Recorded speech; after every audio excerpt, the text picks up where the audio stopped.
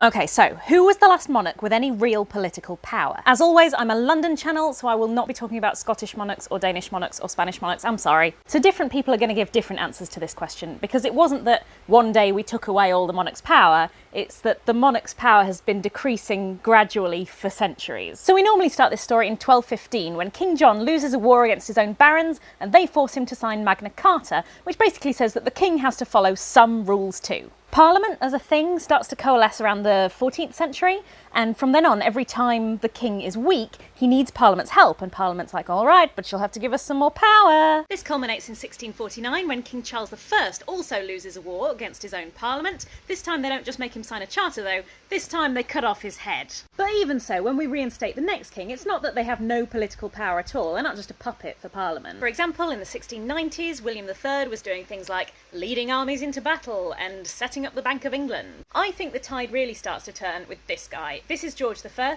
He's from Germany, he doesn't speak English very well, so he's really reliant on his ministers to do stuff for him. One of his ministers in particular, Robert Walpole, gets so much power that he is known as the first Prime Minister. And from there on, I guess it's a pretty steady trend downwards. Now, to be clear, the Queen still has a lot of political power, in name only. So, for example, she's the one who chooses the Prime Minister, and technically she could choose whoever she wanted if she feels like it, but she just always picks the one who's won the election. Prisons are Her Majesty's prisons. The army is Her Majesty's armed forces. Every single bill that passes in this country has to have royal assent. Now, when I was taught about this system at school, I was taught that the Queen gives her assent to every bill, no matter what it is. And it's true that no monarch has refused royal assent since 1708. But lately, The Guardian's been doing a lot of investigating on this sort of thing, and it looks like, although the Queen has never refused assent to a bill, that behind the scenes her officials are talking to Parliament